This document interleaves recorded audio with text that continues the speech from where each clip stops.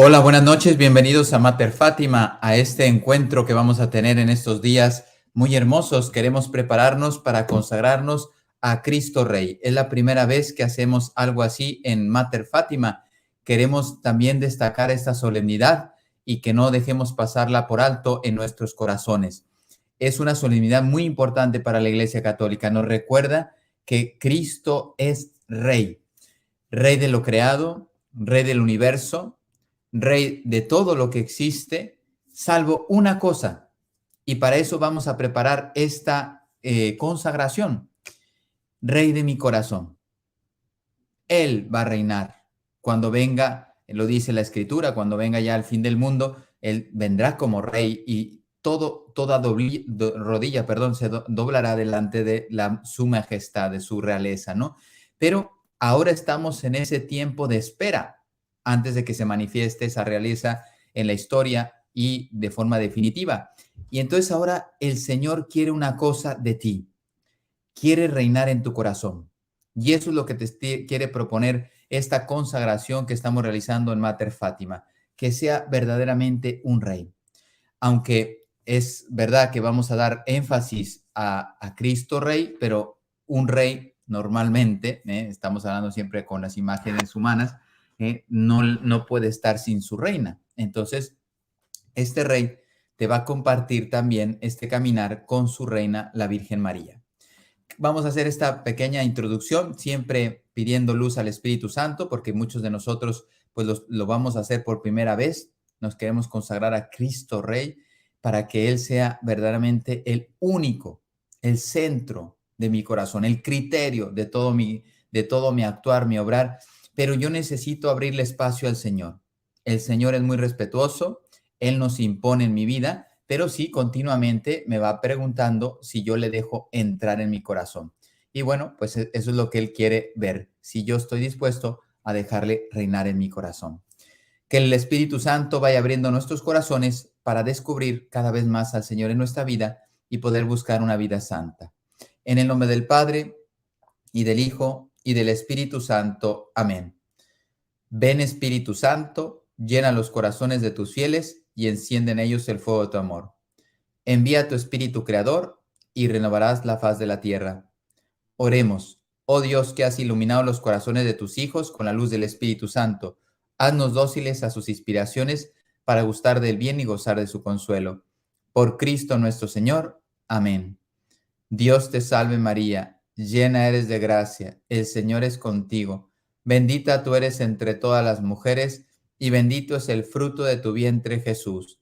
Santa María, Madre de Dios, ruega por nosotros pecadores, ahora y en la hora de nuestra muerte. Amén. Gloria al Padre, y al Hijo, y al Espíritu Santo, como era en el principio, ahora y siempre, por los siglos de los siglos. Amén. Sagrado Corazón de Jesús, en vos confío. Inmaculado Corazón de María, sed la salvación del alma mía. Cristo Rey, que venga y se instaure su reino en el mundo, en la historia, en mi corazón. En el nombre del Padre, del Hijo, del Espíritu Santo. Amén.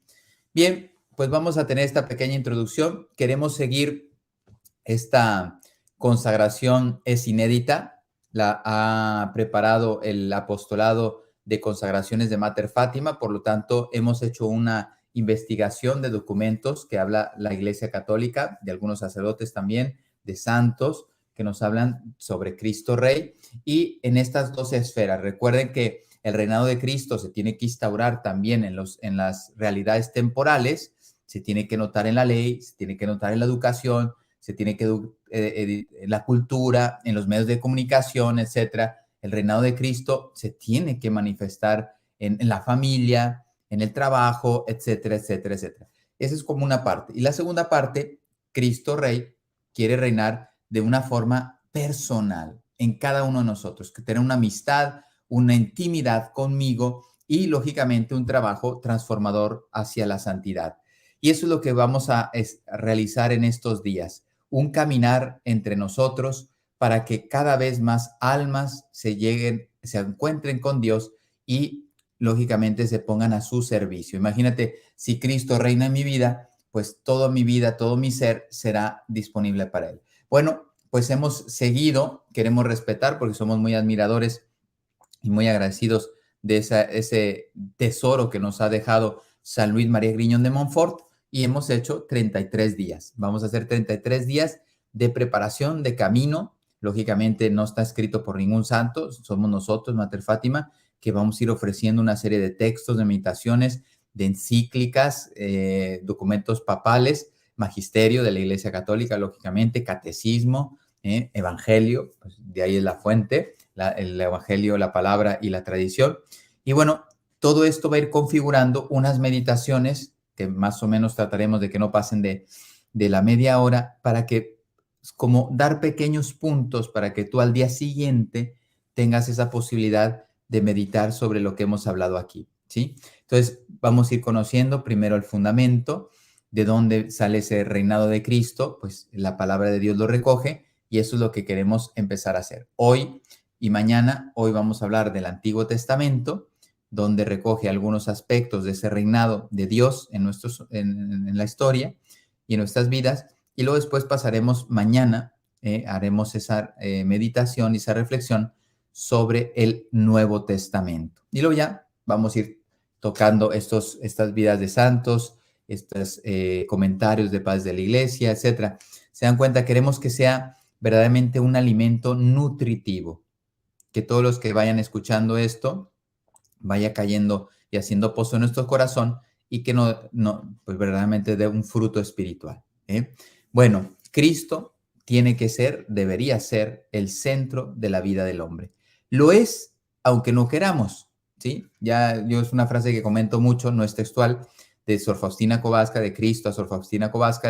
Él le dice más o menos así: los buenos y los malos, quieran o no, ellos cumplen mi voluntad, ¿no? Entonces, pero yo no me refiero a ese reinado, porque Cristo, pues Él gobierna toda la creación, y por lo tanto yo soy parte de la creación y me gobierna.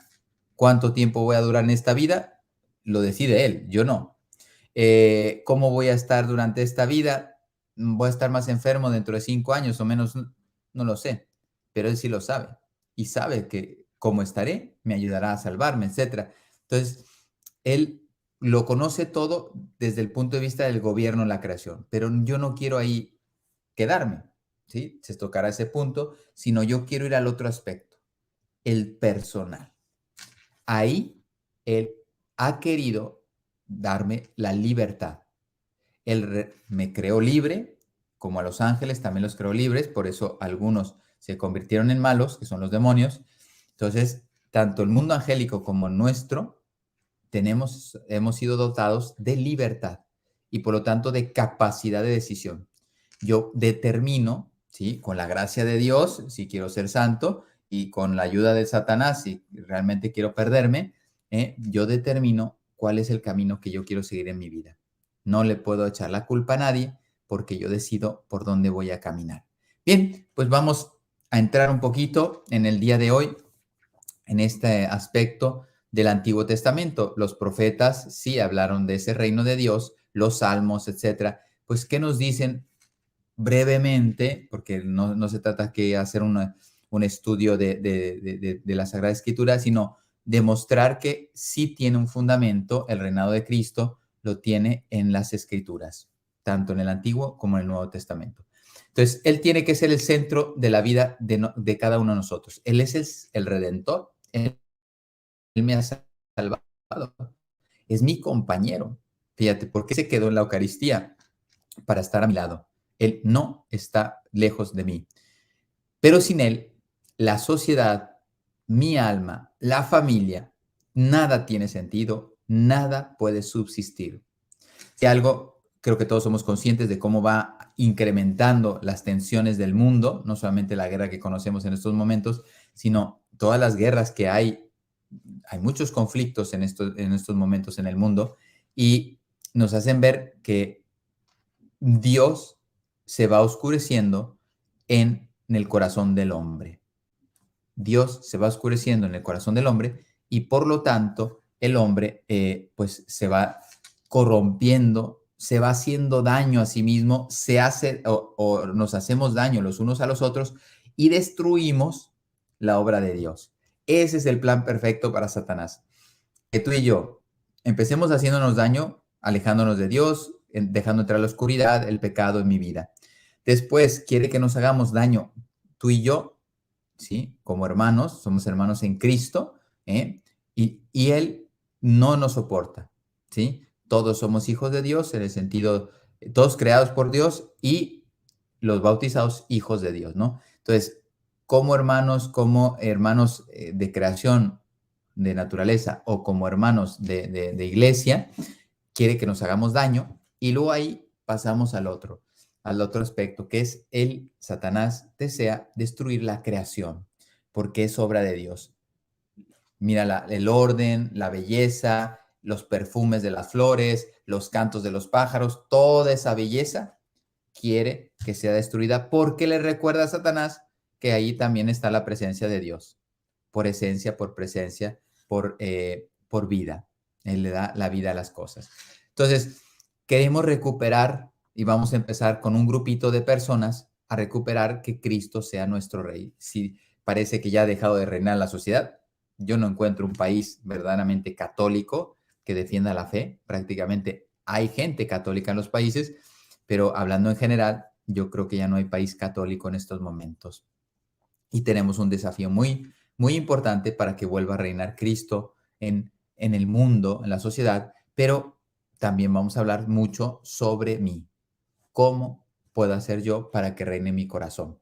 Entonces, desde la creación del mundo hasta el final del mundo, Él es rey y nos lo demostrará al final. ¿Qué significa rey? Pues habrá que preguntarle al diccionario. Pues aquí hay unas definiciones que nos ayudan a entender, porque si vamos a hablar rey para aquí, rey para allá, rey, Cristo rey, etcétera, y uno dice, bueno, pero, o sea, ¿qué me estás diciendo? ¿Que sea como los reyes que tenemos ahora? ¿Que es que no dan garantía de nada? ¿No? Entonces hay muchos reinados o reyes que a lo largo de la historia, si queremos coger también la historia, pues han hecho mucho daño al pueblo. Entonces, yo quiero establecer un reinado como este, pues sí le ha hecho mucho daño a la gente. Entonces, no. Queremos establecer el reinado del Cristo, que tiene unos fundamentos que ahora van a salir. ¿Sí? El reinado de Cristo es muy diverso al reinado humano, que es el que estamos habituados a conocer y que está lleno de mucha, mucha corrupción, prácticamente en la mayoría de los casos. Están San Luis, el rey San Luis de Francia, sí ha habido reyes santos, pero muy poquitos, pero los ha habido para mostrar que sí puede haber bondad ahí. Bueno, ¿qué es un rey? Es un monarca o soberano de un reino sobre el cual domina. O sea, es jefe de una posesión. Puede ser geográfica y también de personas. Es la persona central en la vida de un determinado territorio o país.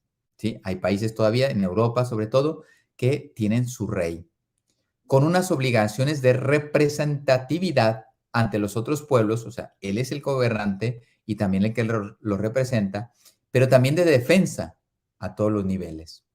El rey se merece el respeto de todos los estamentos sociales. ¿Por qué? Porque es la cabeza de unidad y es el que gobierna normalmente. Ahora estamos conociendo reinados parlamentarios, monarquía parlamentaria, así le llaman al menos en España. ¿Y qué significa? Que existe un rey, tiene ciertas, digamos, posibilidades de influencia en la vida del país, pero realmente el gobierno y el día a día, en España al menos, no lo lleva el rey, lo lleva el presidente de gobierno con las cortes, ¿no? Ahí es donde se debaten la mayoría de las cosas y ya el rey las refrenda o no, pero digamos, su presencia es muy limitada. Antes los reyes tenían todo el poder en todos los sentidos, militar, social, político, cultural, inclusive algunos se quisieron meter en la vida religiosa, en la fe católica, pero Dios siempre se sirvió de formas y caminos para evitarlo. Entonces, recuerden que Cristo nos dijo que su reinado no era de este mundo, por eso aspiramos al cielo, pero sin embargo, lo que sí es que este reinado sí se puede empezar a instaurar o digamos, reflejar en la historia. Cristo debe ser el centro de la vida de todos los hombres, de cada uno de nosotros y de la sociedad. porque así verdaderamente Él podrá hacer su obra para podernos salvar y llevar a la vida eterna. Él tiene derecho a reinar en dos sentidos. Uno, por ser el Hijo de Dios, por ser Dios, y por haber sido Dios crea, pero lo hace a través del Hijo. Entonces, Él es, por naturaleza, el rey de todo lo creado, pero también por conquista. Todo esto es muy hermoso. Cuando lo vamos conociendo en la Iglesia Católica, es muy hermoso el conocer este tipo de verdades, ¿sí? Que es la teología. Entonces, Él es por naturaleza rey. Todo le pertenece a Dios y Él es la segunda persona de la Santísima Trinidad. Por lo tanto, Dios, pues todo esto es su reino, en todo territorial, el universo entero. Y luego por conquista. En la cruz ganó el reinado del hombre. Él es rey también por conquista, por ese grande sacrificio redentor que ofreció por la salvación del género humano. Y por lo tanto, se le debe reconocer, se le debería, porque aquí podríamos decir, se le debe reconocer que es rey, pero no, el corazón del hombre no lo acoge, no lo acoge. Entonces, al rey hay que obedecerle. Es muy importante que en un rey, estamos hablando ya, esa definición se va aterrizando en Dios. O sea, un rey tiene que ser escuchado, tiene que ser obedecido. Todo lo que el rey me va determinando tiene que ser puesto en obras. Y eso es lo que Dios quiere ofrecernos a nosotros. Bien, entonces, escuchando su palabra, la ponemos por obra y fíjense, en el caso de Dios, pues el hecho que yo ponga en el centro de mi vida a Dios como mi rey, me permite ser hijo de Dios. No solamente, como dijo él, no os llamo esclavos, no nos llamo, sino a partir de ahora, no les llamo siervos, sino a partir de ahora sois mis amigos. O sea, que tengo un rey que es mi amigo. ¿Cuántos pueden decir que son amigos de un rey? Pues muy pocos.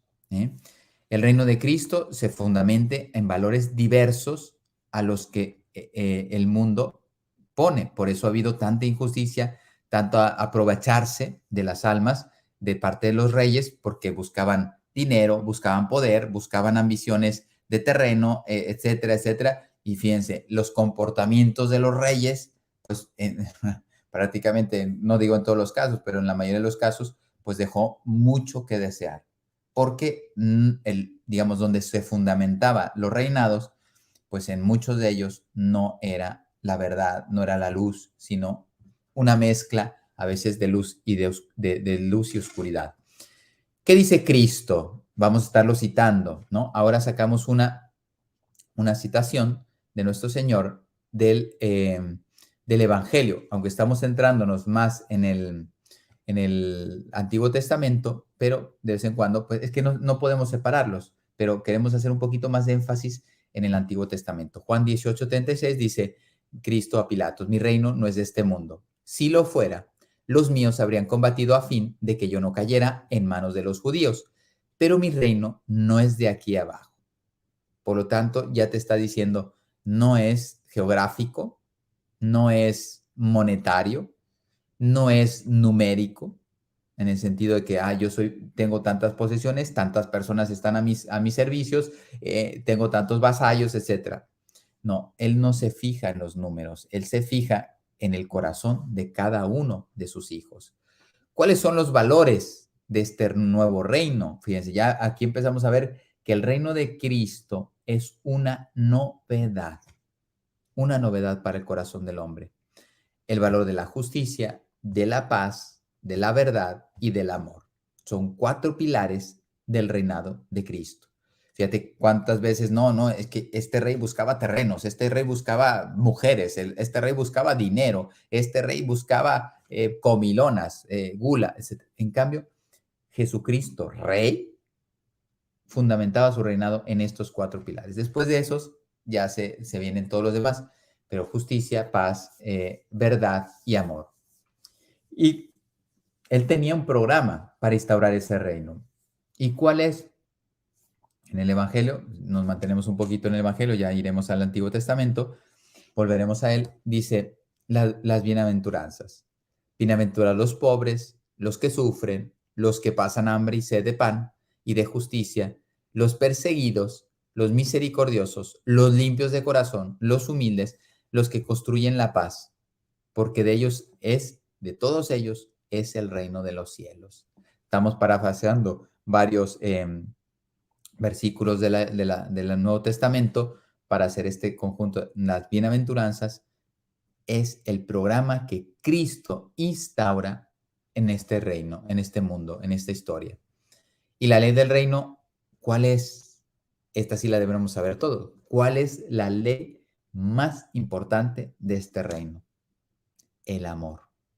Lo sabemos, ese es el mandamiento más grande que Dios nos ha ofrecido, amados los unos a los otros como yo os he amado. Esto está en Juan 13, 34. Por eso, hablar del reino de Dios y hablar del reino de Cristo es hablar de lo mismo. Yo lo utilizaré, si se dan cuenta, a veces digo reino de Dios y a veces digo reino de Cristo, estamos hablando de lo mismo. Para los que no conocen esto, pues es importante que lo sepamos.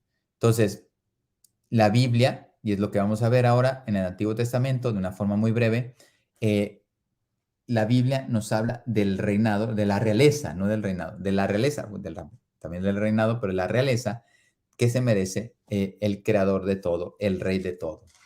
Entonces, es precisamente desde la creación. Sabemos que después de la creación fallan nuestros primeros padres, Adán y Eva, y desde ahí, fíjate, cuánto amor nos tiene el Señor, que desde ahí nos promete ya un Salvador, un Mesías. Entonces, este reino va a tener un rey, pero un rey que Dios quiso preparar, Dios Padre, quiso preparar con varios miles de años.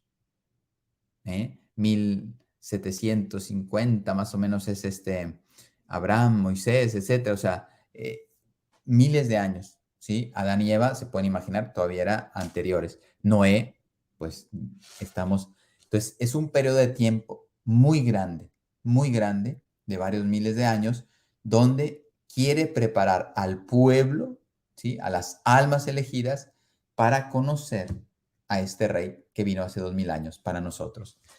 Él será vuestro rey. Él será vuestro rey. Jueces 8:23. Cuando a Gedeón, le piden un rey, que sea rey, y él dice, no, Señor, el rey será tu Dios. El rey será tu Dios. Y lo estaba confundiendo un poquito cuando llega el profeta Samuel y le piden un rey.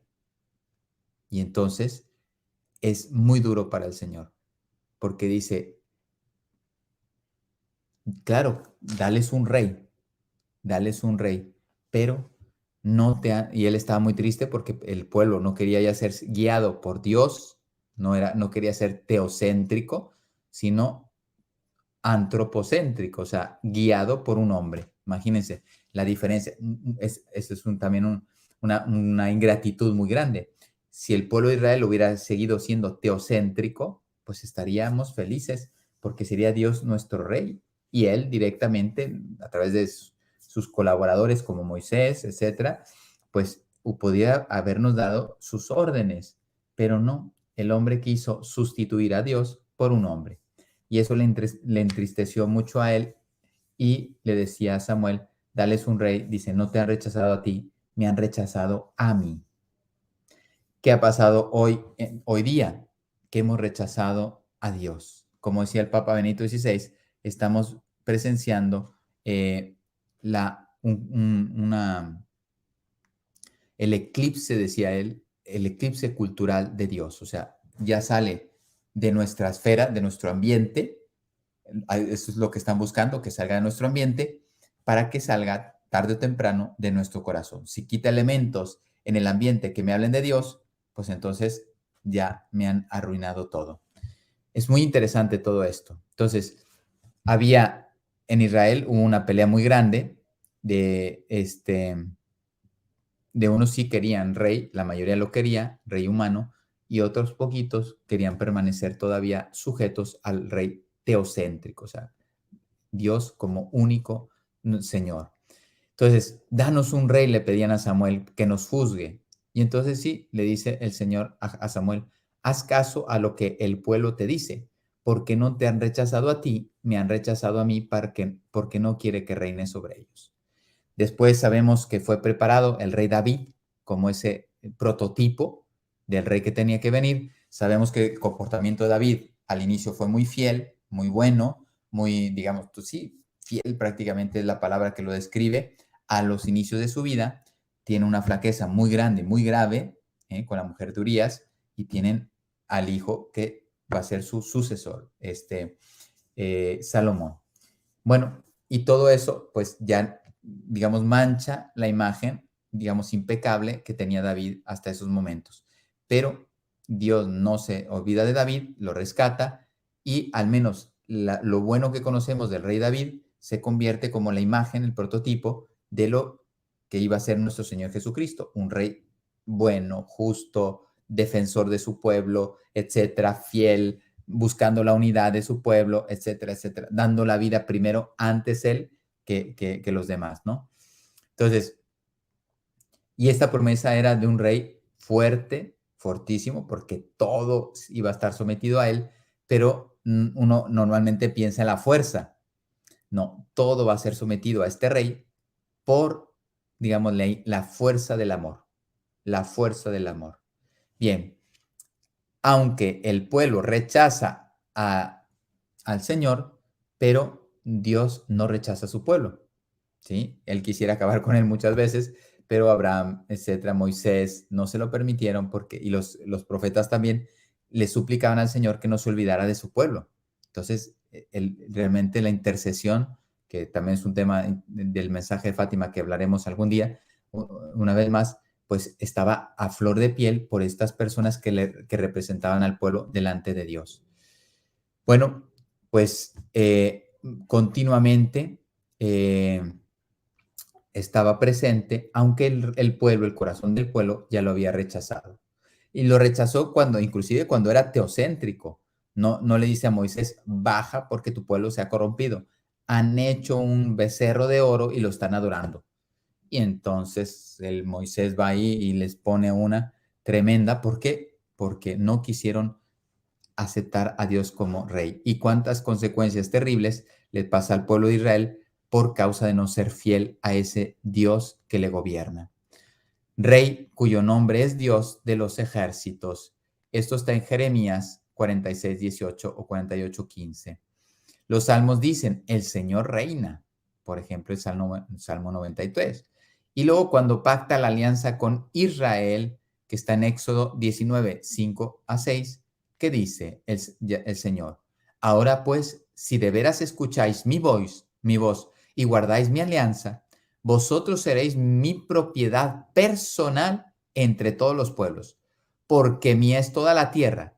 Seréis para mí un reino de sacerdotes y una nación santa. Por lo tanto, si ustedes aceptan este reinado de Dios, o sea, yo como Dios, pues entonces yo los bendeciré, los protegeré, los acompañaré. Pero si no ponemos en el centro a Dios, Él nos abandona. ¿Qué dice el Deuteronomio? Amarás al Señor tu Dios con todo tu corazón, con toda tu alma, con toda tu fuerza, con todo tu ser. Entonces, ese es el rey que lo tiene todo, se lo ha entregado yo todo y con lo que tengo me pongo a servirle totalmente.